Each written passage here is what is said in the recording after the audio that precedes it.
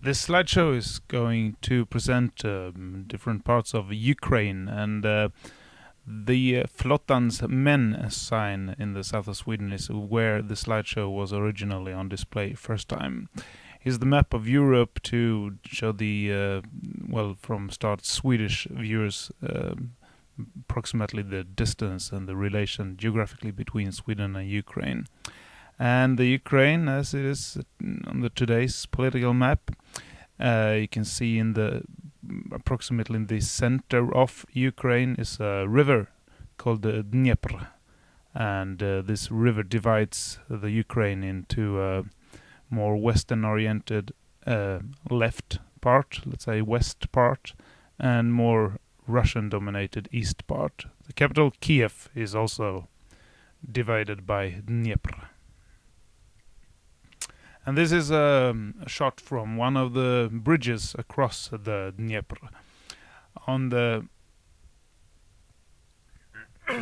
on the left bank of the river are huge suburbs of Soviet time blocks, living blocks. On the east side, it's the dacha part where you can go to the greener, lusher parts of the town to celebrate weekends. A lot of buildings in Kiev remain since older times, although a large part of the city was destroyed in the Second World War. And this is the skyline, let's say, of Kiev from one of the blocks in the suburbs. It's not the most beautiful place on earth for my taste, but it's definitely worth a visit if going to Ukraine. The next place we're gonna go to is the Tatar-dominated part, or that used to be the center of Tatar culture. It's the peninsula Crimea in the south of Ukraine. Nowadays completely Russian-dominated since 150 years. This part was given as a gift to Ukraine in the 60s by Soviet leadership. The Tatars had a capital called Chufut-Kale on the peak of a mountain in the Crimean mountains. Today, ruins remain of this once that was once a stronghold for the Tatars, the Crimean Tatars.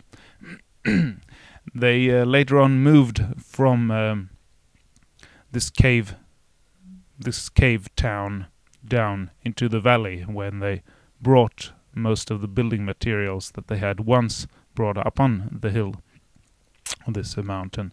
And so what you can see today of Chufut-Kale is ruins and caves that were once inhabited also after the Tatars left by a Jewish sect. And the Tatars and the Khan, they moved down into the valley, settled a town called Bakhchisaraj, where they rebuilt their palace and everything that they needed for their reign.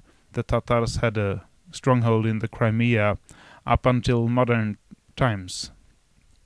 So today a lot of structures remain in the palace, and it's open to the public. Tatars are mostly Muslim, so there are minarets in the palace yard.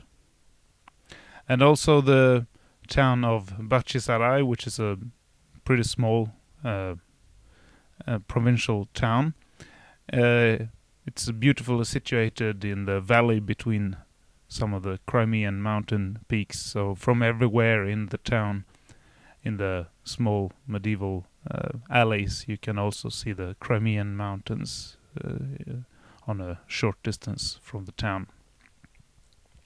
From the Crimea, which is on this map dominated by the names Chufut-Kale and Bakhchisaraj, we travel onwards through the Ukraine, going to another place that once was a sort of capital in a Polish province.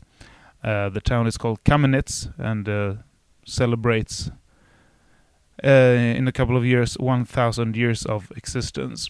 Kamenets is situated on a river that encircles the hill where the actual town is, and the town is guided by this the fortress of Kamenets. In Kamenets, you had a lot of different nationalities living: Armenians, Polish, Russians, Ukrainians, of course, and Jewish. Today it's a mostly Ukrainian-dominated town, whereas you can see the remains clearly of all the other different cultures that had once been there.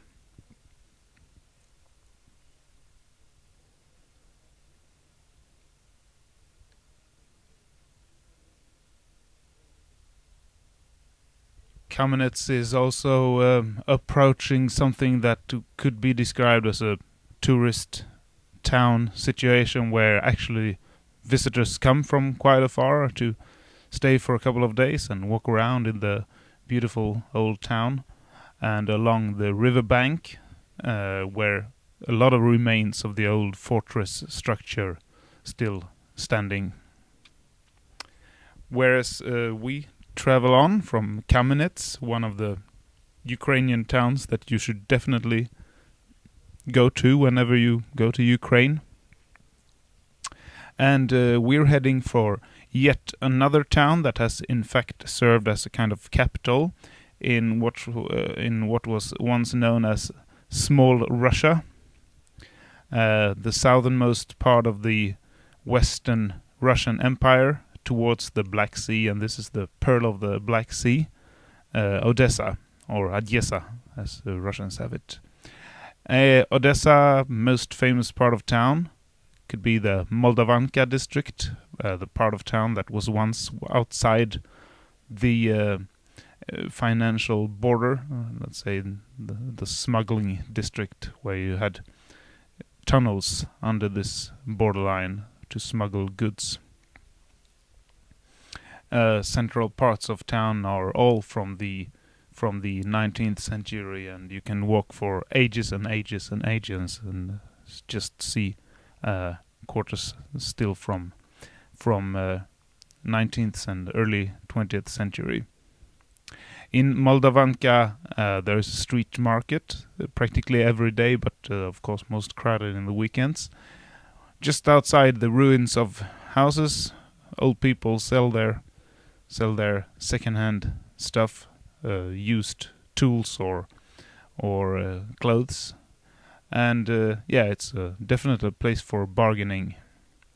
Odessa is also famous for its backyards, where the blocks are, the quarters are quite quarter formed, wide angles and right angles, and they form big islands of urban architecture, and you have to pass those gates to discover the, let's say, everyday Odessan life.